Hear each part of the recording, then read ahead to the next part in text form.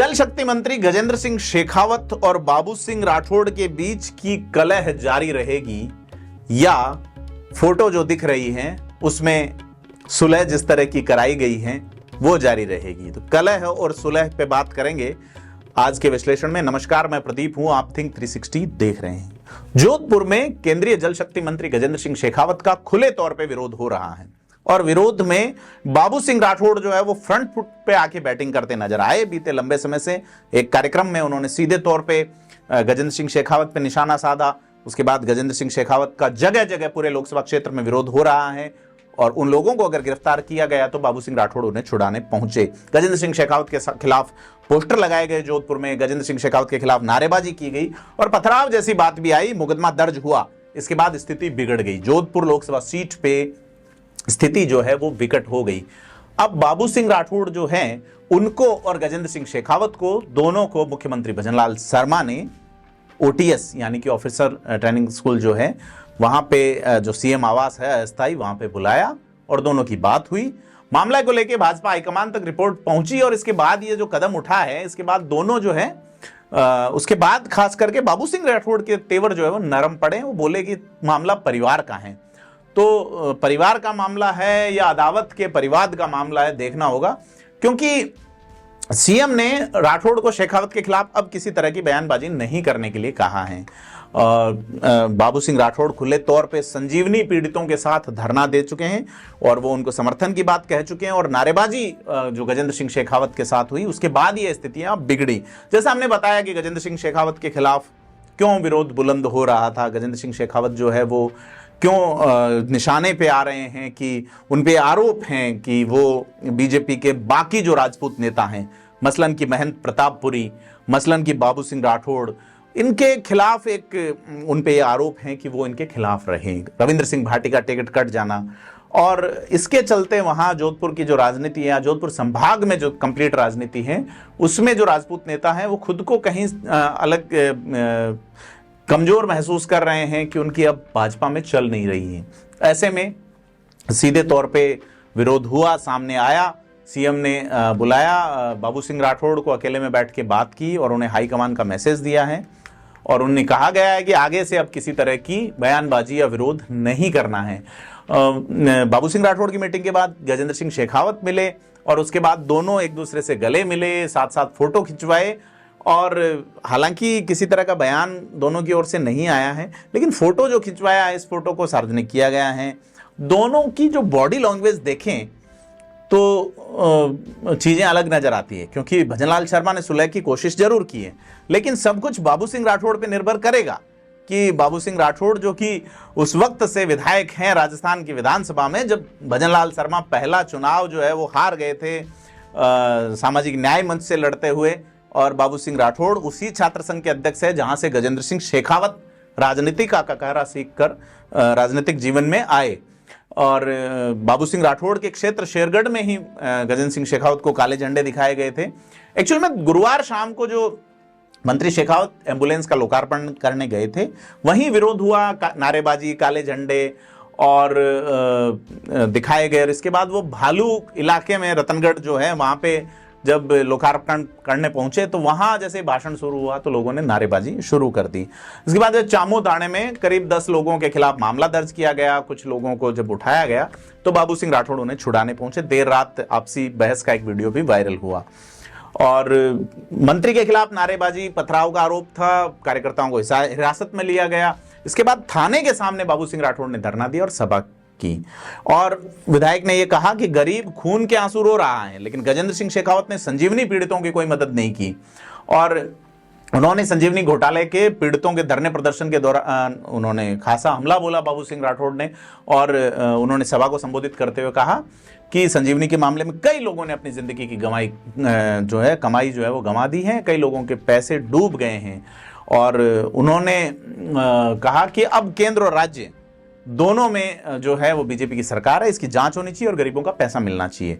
इसके बाद जो है वो बाबू सिंह राठौड़ जो है वो शेखावत पे लगातार डेवलपमेंट के काम उनके क्षेत्र में नहीं करवाने की बात करते हुए तर्क बयान देते रहे हैं।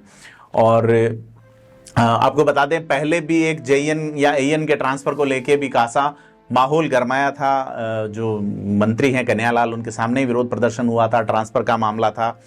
तो यह जो स्थिति है जोधपुर लोकसभा क्षेत्र में, यह स्थिति इस फोटो के बाद क्लियर हुई या नहीं, अभी इस पे कहा नहीं जाता। लेकिन सीधे तौर पे यह माना जा रहा है कि बाबू सिंह राठौड़ जो हैं, उनकी जो बॉडी लैंग्वेज आप देखें, जिस तरीके से वो निकले हैं, मुस्कुराहटों में एक किंचित सी एक वो लाइन नहीं थी जिसे कहा जाए कि आपका जो मनोगत भाव है वो चेहरे पे दिख रहा है या नहीं दिख रहा है।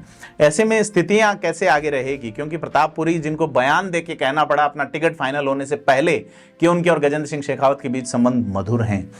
गजेंद्र सिंह शेखावत के कुल 7 विधायकों में से 3 राजपूत हैं। गजेंद्र सिंह खिंवसर जो कि मंत्री हैं लोहावट विधानसभा क्षेत्र से, बाबू सिंह राठौड़ शेरगढ़ विधानसभा क्षेत्र से, और महंत प्रतापपुरी। ऐसे में अगर जोधपुर जिस तरह से कांग्रेस सोच रही है कि मानवेंद्र सिंह जसोल को लोकसभा का चुनाव लड़ाया जाए जोधपुर से कांग्रेस के टिकट पे, तो अभी सिंपैथी की स्थिति और मानवेंद्र सिंह जासोल के प्रति, जैसे जोधपुर का जो पूर्व राजघराना है जिसका काफ़ी इन्फ्लुएंस रहता है, उनसे काफ़ी नज़दीकी संबंधों के चलते सीट बीजेपी के लिए थोड़ी मुश्किल पड़ सकती है। ऐसा माना जा रहा है कि लोकसभा चुनाव में कांग्रेस जो है गजेंद्र सिंह के सामने मानवेंद्र सिंह को टिकट दे सकती है, क्योंकि जोधपुर से 2009 से ही कांग्रेस जो है वो राजपूत को प्रत्याशी बनाती रही है। 2019 में जरूर इन्होंने वैभव गहलोत को प्रत्याशी बनाया और राजपूत यानी कि मानवेंद्र सिंह जसोल को टिकट 19 में बाड़मेर से दे दी। ऐसे में जब नए परिसीमन के बाद यहाँ राजपूत वोटों का बाहुल्य बढ़ गया, वैभव वाला प्रयोग यहाँ सफल नहीं हुआ, तो कांग्रेस एक बार फिर से या तो मानवेंद्र सिंह जसोल को या करण सिंह उचियारडा को यहाँ से टिकट दे सकती है। अगर कांग्रेस यहां से करण सिंह उचियारडा को प्रत्याशी बनाती है तो भी टक्कर रहेगी, क्योंकि हनुमान बेनीवाल जो है उनका यहां की 4-5 सीटों पे खासा प्रभाव है, और वो प्रभाव जो है वो थोड़ा अलग तरीके का रंग दिखाएगा।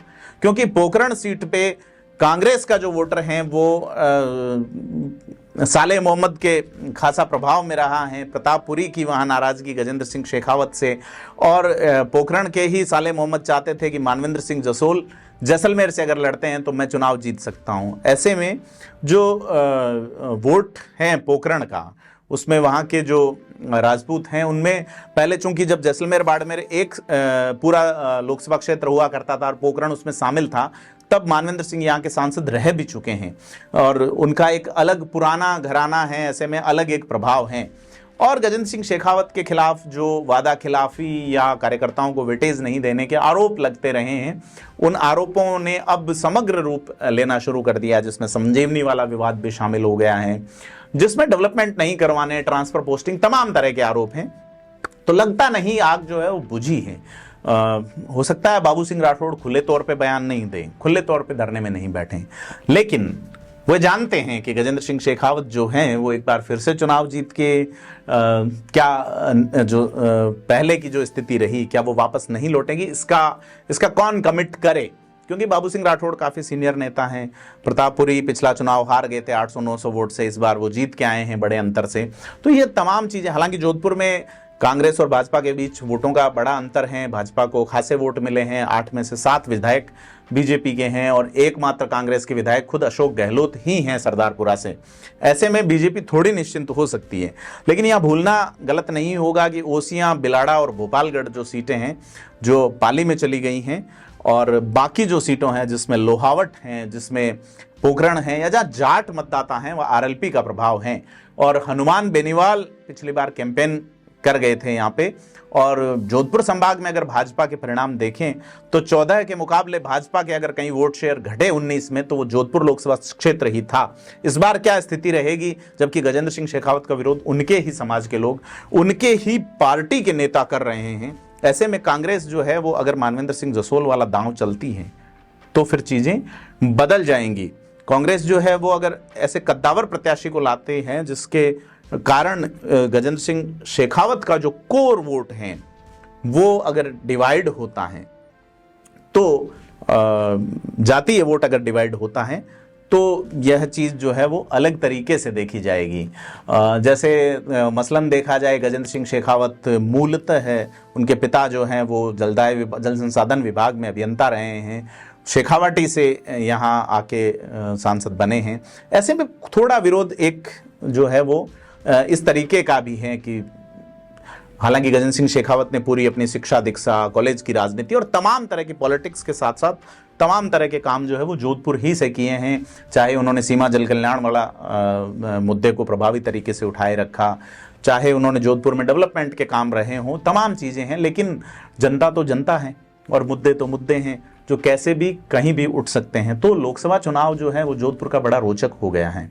और ऐसे में अगर कांग्रेस का हनुमान बेनीवाल से गठबंधन उठ जाता है, ऐसे में जबकि ये जोधपुर एकमात्र ऐसी लोकसभा सीट है राजस्थान में जहां एक भी एससी की विधानसभा सीट नहीं है। जोधपुर जिले में 2 एससी की सीटें हैं, भोपालगढ़ और बिलाड़ा, और दोनों ही पाली लोकसभा क्षेत्र में हैं।